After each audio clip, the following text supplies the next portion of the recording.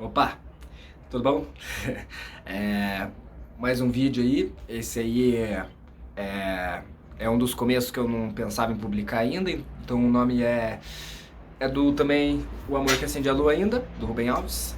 É um conto chamado Porquê, tá bom? Então, boa escuta aí no vídeo conto. Falou, valeu! Vou testar com esse solzão nas costas aqui. Acho que não vai ficar muito ruim na gravação, eu acho. Vamos testar assim, então.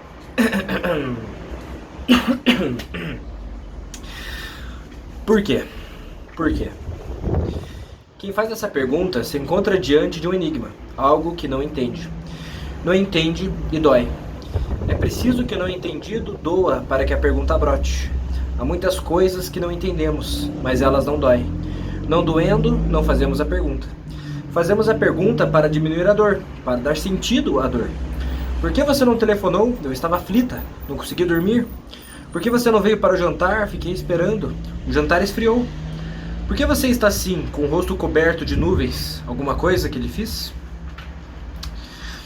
Quem pergunta por quê, deseja uma resposta. Quer uma explicação. Uma dor explicada é uma dor que dói menos. Mas há situações em que a pergunta é feita sem esperança de resposta. Mesmo que a resposta fosse dada, ela não valeria de nada. Mas por que ele foi ultrapassar na curva sem visibilidade? Mas por que ele resolveu nos deixar assim, partindo para nunca mais? Por que o meu filho criança ainda não merecia? Todas as explicações serão inúteis. Na verdade, o porquê aqui não é uma pergunta. Não se espera por uma resposta. O porquê é um grito de protesto dirigido aos céus. Um urro que surge das vísceras, que nenhuma resposta poderá explicar ou consolar. Grito que se grita diante da dor sem consolo. Nessa hora não há ateus. Se a cabeça diz que Deus não existe, o coração lhes diz que tem de existir. Não é justo que os céus estejam vazios, que não haja ninguém que responda. Não é justo que o meu grito não seja ouvido até os mais distantes confins do universo, que é uma galáxia distante do tamanho da minha dor. Há de haver um responsável, há de haver alguém que eu possa odiar por causa dessa dor. Fernando Pessoa. Deus pessoal, Deus gente dos que creem, existe para que eu te possa odiar. Quero alguém a quem eu possa a maldição lançar da minha vida que morri, e não o vácuo só da noite muda que me não ouve. As religiões, todas elas, na medida em que as conheço, possuem respostas para a pergunta, por quê? E a resposta que todas dão é a mesma. Diferenças? Nada mais que variações sobre o mesmo tema. E o que todas dizem é que Deus é a causa da dor. Não importa como elas pensam que Deus é. É Deus que nos faz sofrer. Sofremos porque Deus quer. Se Ele não quisesse, não sofreríamos. Lembro-me de um hino que eu cantava. Ainda canto de vez em quando, a música é bonita. Na beleza da música, frequentemente navegam palavras absurdas.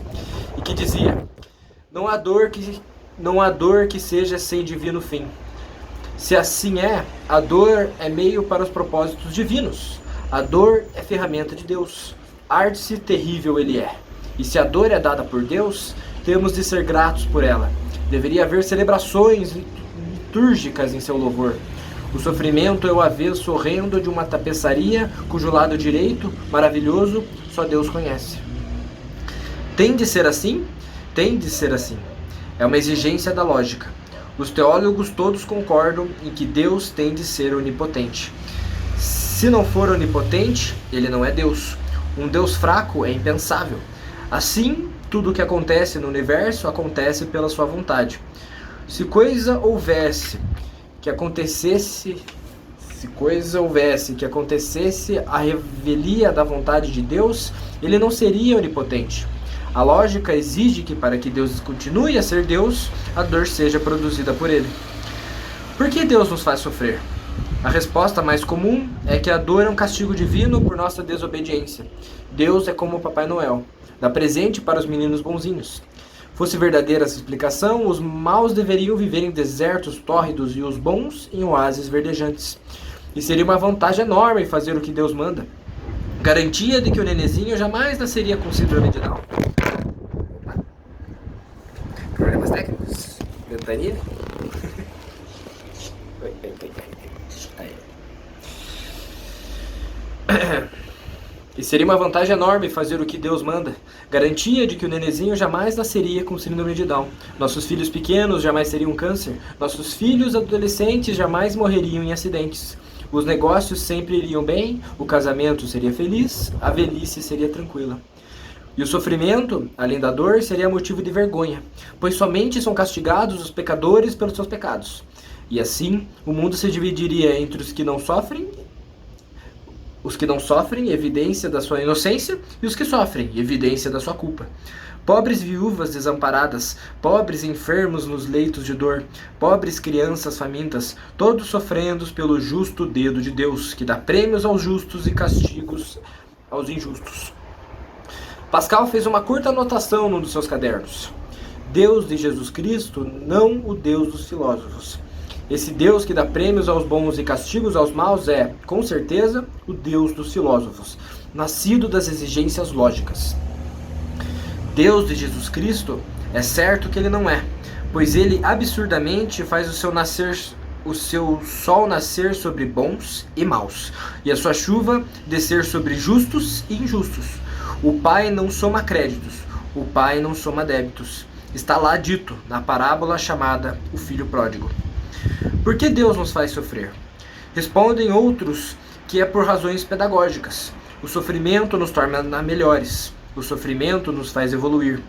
E a pedagogia da palmatória, as crianças aprendendo não pelo amor ao saber mais pela dor. É a filosofia das penitenciárias. Pelo sofrimento os homens maus ficam bons.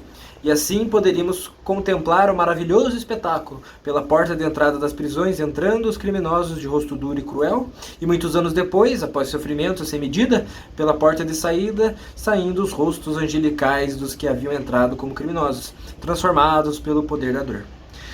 Não, não é verdade que o sofrimento torna melhores as pessoas.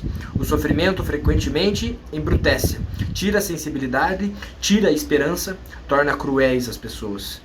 Um Deus, ou força cósmica, que usasse o sofrimento para a evolução, seria muito curto de inteligência. Não saberia aquilo que os homens aprenderam, que a única força capaz de fazer as pessoas ficarem melhores é o amor. E que sentido haveria em falar de evolução em relação à criancinha que sofre e morre sem ter tempo de viver? E chegaremos então à ridícula conclusão de que os que não estão sofrendo são espíritos evoluídos, que não precisam da pedagogia da tortura, enquanto os que estão sofrendo são espíritos atrasados. Um segundo. Voltando.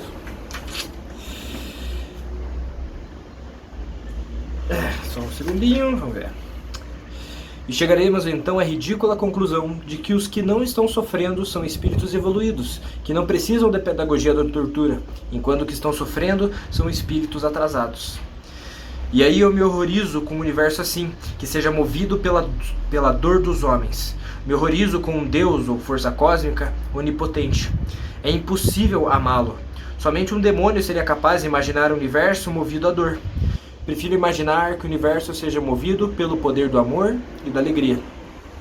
Estou olhando um pôster, pendurado na minha parede, de um vitral da Catedral Gótica de Chartres.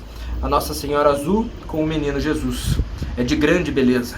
Na minha fantasia, de repente, uma pedra vinda do vazio parte o vitral. Os cacos coloridos se espalham pelo chão. Foi-se assim a beleza.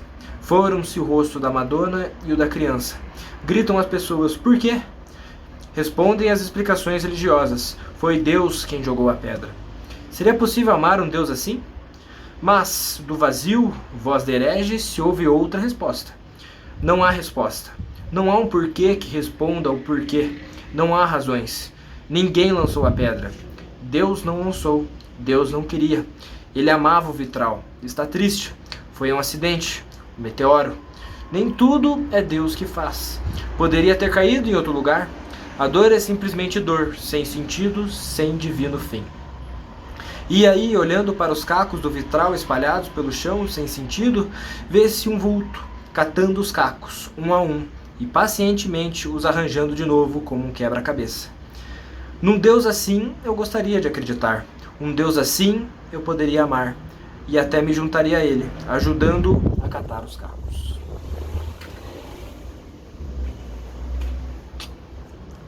Valeu.